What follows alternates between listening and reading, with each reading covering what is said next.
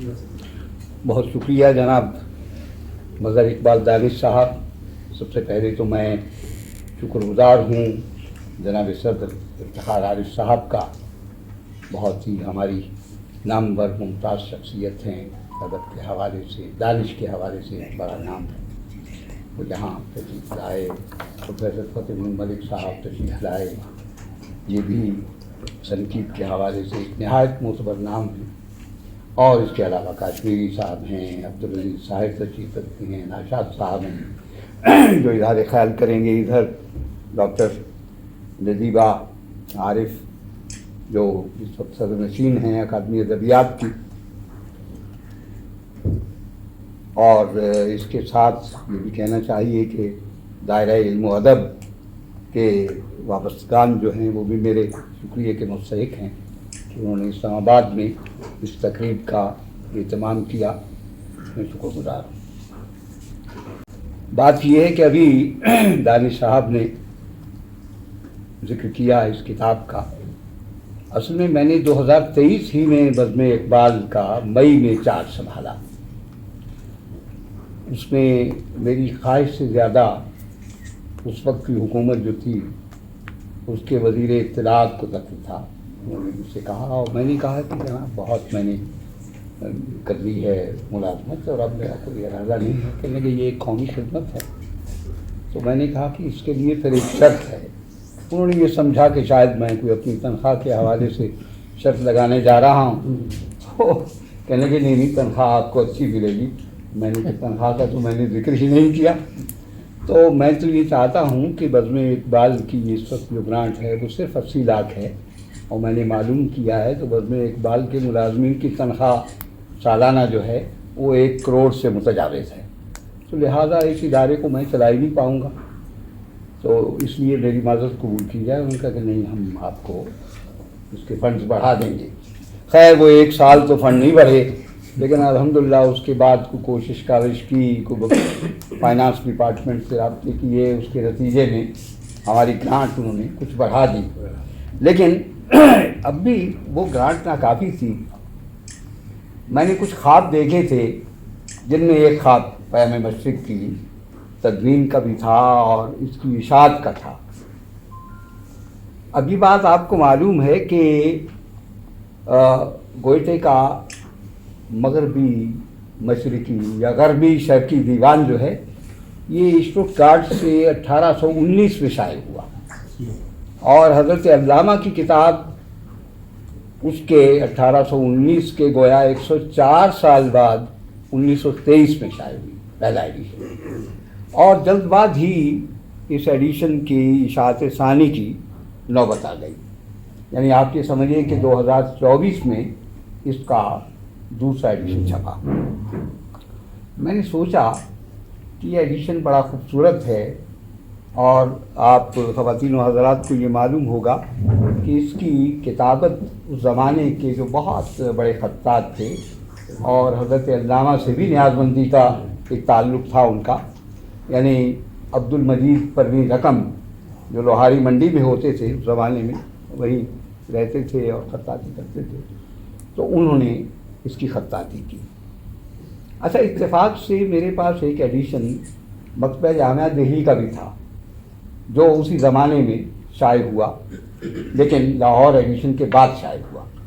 میں نے محسوس کیا کہ اس کی خطاطی لاہور ایڈیشن ہی کی ہے. وہی خطاط وہاں تھے وہ جہاں، لیکن اس کی طباعت لاہور ایڈیشن سے کہیں بہتر تھی، زیادہ خوبصورت اور جاذب تھی.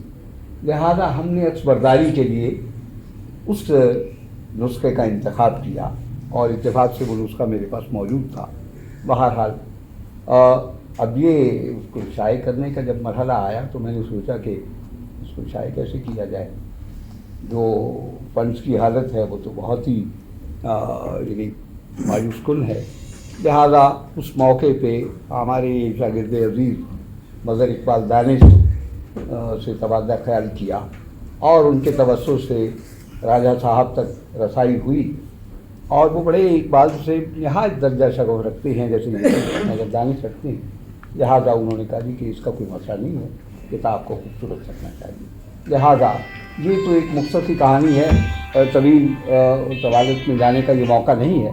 بہرحال کتاب چھپ گئی آرٹ پیپر پہ 128 گرام کے کاغذ پہ، اور آپ حضرات نے جن تک یہ کتاب پہنچی ہے انہوں نے اسے دیکھا ہے کہ یہ کتاب الحمدللہ بزم اقبال کی تاریخ میں یہ پہلی کتاب ہے جو اتنی خوبصورت چھپی اور اتنی معیاری چھپی۔ اس میں کچھ اس ایڈیشن میں اغلاط بھی رہ گئی تھیں، اس کی ہم نے خطاط سے باقاعدہ اس کی تصحیحات کروائیں، اور تصحیحات کے بعد یہ ایڈیشن چھپا جس میں اب شاید ہی کوئی متن میں غلطی ہو۔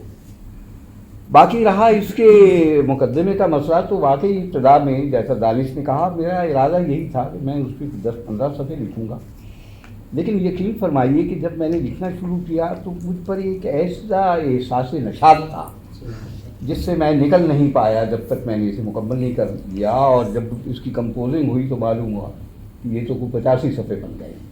بہرحال میں نے بڑی کوشش کی کہ اس کو تھوڑا سا مختصر کرنے کی کوشش کروں، لیکن میں اس میں ناکام رہا۔ بہرحال یہ تو دوست جنہوں نے دیکھا ہے وہی فیصلہ کریں گے۔ ایک بات جو میں گوئٹے کے بارے میں اور خود حضرت علامہ کے بارے میں عرض کرنا ضروری سمجھتا ہوں وہ یہ ہے کہ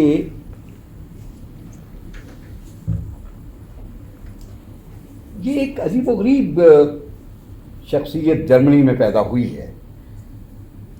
علامہ کا آپ کو معلوم ہے کہ ان کا پی ایچ ڈی کا تھیسس بھی یعنی میونخ یونیورسٹی سے انہوں نے کیا، گو کہ وہ انگریزی میں لکھا گیا، لیکن گوئٹے کے ساتھ ان کا ایک عجیب رشتہ بالکل ان کی ابتدائی زندگی ہی میں نظر آتا ہے۔ چنانچہ آپ دیکھیں کہ 1901 میں جو انہوں نے نظم لکھی ہے غالب کے نام سے، اور جو ان کے پہلے مجموعے میں شامل ہے، اس میں انہوں نے یہی لکھا ہے غالب کا ذکر کرتے ہوئے کہ گلشن رحمت میں تیرا ہم نما خالدہ ہے۔ وہاں سے لے کے آپ آگے آئیے تو 1910 میں انہوں نے اسٹیج ریفلیکشنز کے نام سے ایک کتاب لکھی ہے۔ جب وہ یورپ سے لوٹے ہیں تو اس موقع پہ بھی انہوں نے صرف اسٹیج ریفلیکشنز میں 8 جگہ ذکر کیا ہے گوئٹے کا، اور یہ کہا ہے کہ جب ہم میں اس کا خلاصہ صرف ایک انٹری کا بیان کرتا ہوں، باقی تو ظاہر تفصیل میں جانے کا موقع نہیں ہے۔ انہوں نے فرمایا کہ جب ہم کسی بڑی شخصیت سے دوچار ہوتے ہیں تو اس کے نتیجے میں ہمارا اپنی روح سے ایک مکالمہ ہوتا ہے، اور اس مکالمے کے نتیجے میں ہمیں احساس ہوتا ہے کہ وہ شخص کیا تھا اور ہم کیا ہیں۔ تو کہتے ہیں کہ جب میں نے گوئٹے کو پڑھا اور خاص طور پہ اس کے فاؤسٹ کو پڑھا تو مجھے اندازہ ہوا کہ گوئٹے کے تخیل کی بے قراری کے مقابلے میں میرا تخیل تنگ دامہ ہے۔ میں یہ سمجھتا ہوں کہ شاید علامہ نے 1910 میں لکھا تو ممکن ہے اس میں کوئی حقیقت بھی ہو، لیکن حقیقت یہ ہے کہ جن لوگوں نے گوئٹے کے دیوان کا مطالعہ کیا ہے بالاستیاب، اور مجھے یہ شرف حاصل ہے، جرمن تو میں نہیں جانتا لیکن انگریزی کا ڈاولن کا ترجمہ جو ہے بہت ہی معروف اور ممتاز ترجمہ ہے، اور اس کے علاوہ ان کی نظمیں جو ترجمہ ہوئی، اور اس کے علاوہ فاؤسٹ جس کا اردو میں بھی ترجمہ ہو چکا ہے اور انگریزی میں تو ہے ہی۔ اچھا، تو یہ جب میں نے ان کا مطالعہ کیا، اور ایک ایران کے دانشور ہیں، ایک تو شجاع الدین زیبا ہیں جنہوں نے اس کا ترجمہ کیا گوئٹے کے دیوان کا، لیکن ایک دوسرا ترجمہ مجھے اس سے بھی زیادہ بہتر لگا، وہ کورش صفوی کا ہے، وہ ترجمہ میرے پیش نظر رہا۔ اور اردو میں بھی ایک ترجمہ غلام قادر صاحب نے کیا جو نیشنل بک فاؤنڈیشن نے یہاں سے اسلام آباد سے شائع کیا۔ تو یہ ساری چیزیں میں نے احتیاط مطالعہ کیا تو مجھ پر گوئٹے کی شخصیت کی ہماگیری اور اسلام سے اس کے غیر معمولی لگاؤ کا اندازہ ہوا۔ قرآن کا ذکر کرتا ہے تو اس میں پرے طاؤس کا ذکر بھی کرتا ہے، اچھا معراج کا ذکر کرتا ہے، حضور کے معراج کا ذکر کرتا ہے، اور اس کے ساتھ ہی ساتھ اور جتنے ہمارے متعلقات ہیں جو اسلام سے متعلق ہیں اور مسلم کلچر میں بہت بنیادی حیثیت رکھتے ہیں، ان کا ذکر نہایت درجہ احترام کے ساتھ کرتا ہے۔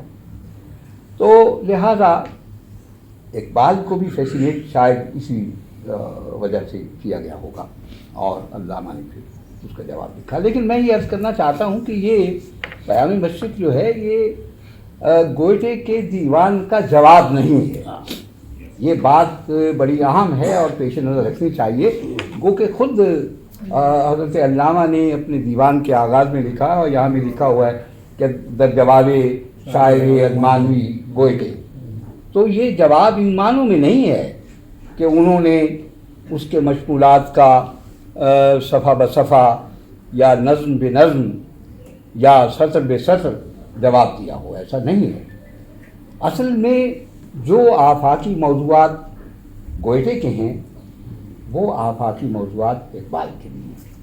اور جس خودداری کا اور انسان کی عظمت کا اور حیات بعد الممات اور اس پر کامل یقین اور اس طرح کے بہت سے متعلقات جس کا گوئٹے نے ذکر کیا ہے اسی کا ذکر خود اقبال نے بھی کیا ہے، لیکن برنگ دیگر کیا ہے.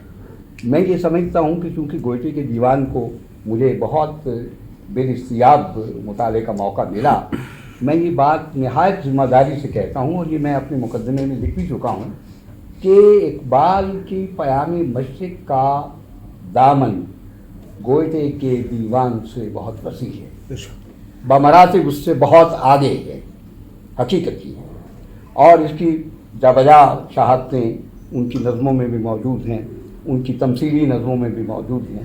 اور وہ نزاکت خیال اور وہ تخیل کی بے قراری وہ اقبال کے یہاں نظر آتی ہے. بودلیر نے ایک جگہ لکھا تھا کہ ایک بڑے دانشور اور ایک بڑے شاعر کا کمال یہ ہوتا ہے کہ وہ بے قراری کے پس منظر میں کیسے بڑے بڑے سوال اٹھاتا ہے. اس زاویہ نگاہ سے دیکھا جائے تو ہمیں پیام مشرق جو ہے وہ بہت آگے کی چیز نظر آتی ہے، جس میں بہت سے سوالات اٹھائے ہیں.